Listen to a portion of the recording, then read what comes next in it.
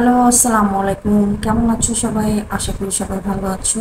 আজকে তোমাদের যে বিষয়টি নিয়ে কথা বলবো সেটি হচ্ছে গ্রুমিং। গ্রুমিং কেন এত ইম্পর্টেন্ট? যারা সাধারণত ইউএস বাংলা এবং নোবো হোয়াটএভার যেটাই আসুক, যে এয়ারলাইন্সে আসুক, সেই এয়ারলাইন্সগুলোতে তোমার ইন্টারভিউ বোর্ডে বিশেষ করে ভাইবার জন্য গ্রুমিংটা অনেক ইম্পর্টেন্ট এবং অলওয়েজ এটা তোমাদের মনে রাখতে হবে, first impression is the best impression. So airlines ইন্ডাস্ট্রিতে ক্যাবিন ক্রু হচ্ছে যেহেতু এটা কাস্টমার বেস, সো এয়ারলাইন্সে গ্রুমিংটা অনেক ইম্পর্টেন্ট। যখন তুমি ভাইবা ইন্টারভিউর জন্য যাচ্ছ তখন কিন্তু তোমার আউটলুকটাই ওখানে প্রাধান্য পাবে বেশি। আজকে আমি ফিমেল ক্রুদের জন্য বলবো, যারা ফিমেল ক্রু আছে, এবং মেল ক্রুদের জন্য আমি পরবর্তী একটি ভিডিও দিব, তো তোমরা সেটা থেকে দেখে নিও।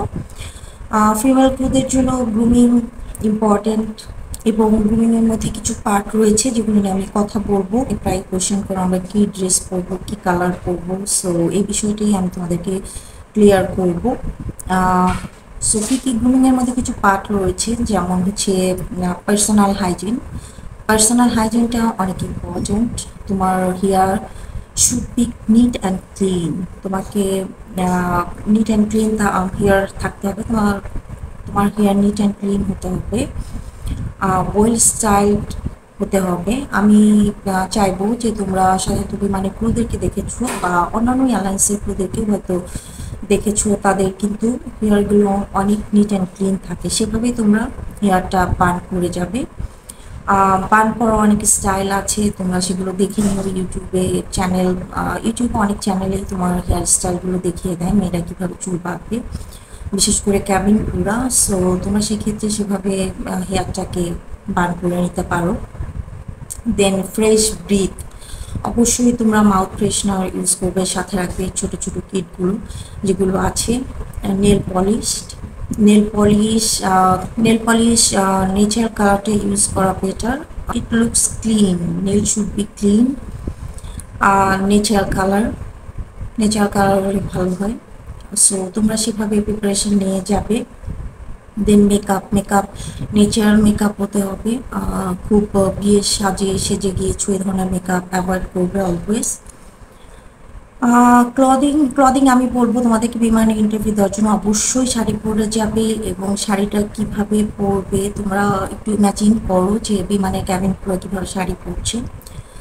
তুমি সুন্দর করে শাড়িটা পরে যাবে, যেন তোমাদেরকে দেখতে স্মার্ট এবং ওয়েল গ্রুমড লাগে। শাড়ির ব্যাপারে বলবো তোমরা ব্লু কালার শাড়ি পরতে পারো, দেন মেরুন কালার পরতে পারো, দেন গ্রিন কালার পরতে পারো। বিমানের ইউনিফর্মগুলো সাধারণত এই ধরনের কালার হয়ে থাকে। সো আমি তোমাদেরকে বলবো এই ধরনের কালার সিলেক্ট করার জন্য। শাড়ি, সিল্ক শাড়িটা আমি বেশি প্রেফার করি, কারণ বিমানের ক্যাবিন ক্রুদের কিন্তু ইউনিফর্মটা সিল্ক টাইপ হয়ে থাকে। সো আমি চাচ্ছিলাম যে তোমরা বেসিক্যালি হচ্ছে ক্যাবিন ক্রু হিসাবে কি নিজেকে রিপ্রেজেন্ট করো সেখানে। সো এটা কিন্তু তোমাদেরকে ইমপ্রেশনটা কিন্তু তাদের, এক্ষেত্রে কিন্তু তাদের ইমপ্রেশনটা তোমাদের জন্য মানে একটা প্রফেশনাল ইমপ্রেশন আসবে, কারণ হচ্ছে তুমি একটা প্রফেশনাল লুক নিয়ে যাচ্ছ। So it's very important about saris colour. Then footwear, ফুটওয়্যারের সম্পর্কে আমি বলবো তোমরা শুজ, ব্ল্যাক শুজ পরো, আর হচ্ছে ব্ল্যাক শুটাই আমি প্রেফার করি। আর হয়তো বা তোমরা ম্যাচ করে শু করতে পারো। হাই হিলসটা অ্যাভয়েড করবে। I think 1.5 to 2 inch, 2 inch shoes hill size তোমরা পরতে পারো। And then jewellery, jewellery minimum জুয়েলারিটা তোমাদেরকে পরতে হবে, লাইক ছোটো পাড়ারে কানের দুল বা ছোটো স্টোনের কানের দুল পরতে পারো, কোনো সমস্যা নেই। বাট অনেক যেন গর্জিয়াস না লাগে সেভাবে তোমাকে খেয়াল রাখতে হবে। আমার আই থিঙ্ক পার্লের কানের দুলটা বেটার হবে তোমাদের জন্য। দেন হাতে একটা ঘড়ি পরতে হবে, অবশ্যই ঘড়ি পরবে। So minimum jewellers. তোমরা হচ্ছে আমার মনে হয় যে ব্লাউজের গলাটা তোমরা হাইনেক করে দিলে বেটার হয়। হাইনেক ব্লাউজের সাথে তোমরা শাড়ি পরবে, বিমানের ক্রুরা যেটা পরে আর কি। সো সেভাবে শাড়িটা পরার ট্রাই করবে। পশ্চার অ্যান্ড বডি ল্যাঙ্গুয়েজ, তোমাদের stand straight, always stand straight, মুখে অলওয়েজ স্মাইল থাকতে হবে, আই কন্ট্যাক্ট থাকতে হবে, অ্যান্ড ওভার স্মার্ট যেটা আমরা বলি, ওভার স্মার্টনেসটা অ্যাভয়েড করতে হবে। পারফিউম অ্যান্ড ডিওড্রেন্ট, স্ট্রং পারফিউমটা আমরা ইউজ করবো না, যেটা আমরা মাইল্ড পারফিউম ইউজ করবো। ইন্টারভিউ করতে তোমার অবশ্যই কনফিডেন্ট থাকতে হবে। Basically good grooming isn't just about looking attractive, it's about presenting yourself as a professional way. So এটা তোমাদের মাথায় রাখতে হবে এবং নিজেকে প্রেজেন্ট করতে হবে সেভাবেই।